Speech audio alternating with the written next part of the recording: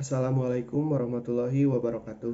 Perkenalkan, nama saya Sandi Herdi Kusmana dari UPBJJ Kota Bandung dengan NIM 0553269998. Video ini saya buat untuk memenuhi tugas mata kuliah Teknologi Pendidikan dalam pendidikan jarak jauh. Langsung saja, inti video ini yaitu kesimpulan tentang sesi diskusi tutorial online hakikat teknologi pendidikan dalam pendidikan jarak jauh. Sejarah teknologi pendidikan berawal dari upaya coba-coba yang berkembang menjadi disiplin ilmiah.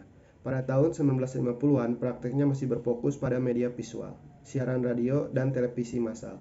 Namun definisinya terus berkembang dinamis dari tahun 1963 hingga 2018. Awalnya teknologi pendidikan hanya dianggap sebagai pengendalian pesan dan media visual. Kini berdasarkan definisi AECT 2018, teknologi pendidikan adalah studi dan penerapan etis dari teori penelitian dan praktek terbaik untuk meningkatkan belajar serta kinerja melalui desain, manajemen, dan implementasi strategi sumber belajar. Di sisi lain, PJJ hadir sebagai sistem pendidikan formal berbasis institusi di mana pengajar dan siswa terpisah jarak atau waktu. Ciri pokok PJJ meliputi keterpisahan fisik, penggunaan media teknis, komunikasi dua arah, dan pertemuan tatap muka yang terbatas. PJJ sangat diperlukan untuk pemerataan akses, mengatasi keterbatasan geografis, waktu, serta kekurangan pengajar berkualitas. Pelaksanaannya didorong oleh kemajuan teknologi informasi, namun dihambat oleh kendala investasi awal serta keterbatasan dalam mengajarkan keterampilan fisik psikomotorik tingkat tinggi. Dalam prakteknya, PJJ memunculkan variasi pendekatan seperti online learning, e-learning, cyber learning, hingga blended learning. Terminologi teknisnya pun mulai berkembang dari konsep pendidikan terbuka hingga kelembagaan berbasis single mode maupun dual mode. TP berperan penting melalui pendekatan sistem yang memandang dan memecahkan masalah pembelajaran secara komprehensif.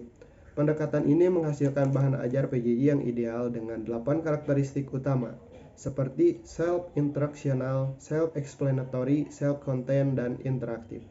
Semua ini dikelola oleh manajemen pembelajaran yang berfokus pada siswa. Pengelolaan sumber belajar skala luas dan aplikasi teknologi tepat guna secara etis. Secara luas, teknologi pendidikan diterapkan pada tingkat makro nasional dan mikro kelas, termasuk memfasilitasi komunikasi dua arah via internet. Penelitian multimedia membuktikan bahwa manusia belajar lebih baik melalui pengkodean ganda. Namun, ingat, media hanyalah alat angkut. Yang menentukan kualitas hasil belajar adalah metode dan desain instruksionalnya. Analisis PJJ membuktikan bahwa kualitas kelulusan dan ujiannya setara dengan tatap muka. Berkat adanya kalibrasi bank soal, kuantitasnya pun tinggi karena jangkauan yang massal. Sistem peluncurannya pun bervariasi, mulai dari mode konvensional, online, hingga mode internship atau mentoring untuk kompetensi praktikum khusus. Pengalaman negara maju seperti Kanada, Jerman, Inggris, dan berkembang seperti India, Filipina, Indonesia. Kemudian PJJ menunjukkan bahwa keberhasilannya memperluas kesempatan belajar secara signifikan. Untuk membangun bahan ajar PJJ yang bermutu, kita wajib menerapkan 10 langkah sistematik pengembangan, termasuk melakukan evaluasi formatif melalui tahapan one-to-one, small group, dan field trial.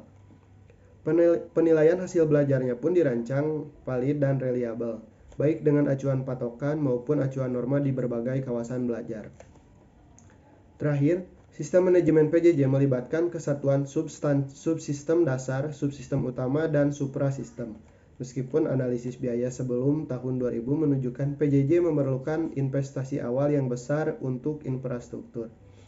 Biaya persiswanya jauh lebih murah dalam jangka panjang dibandingkan sekolah konvensional.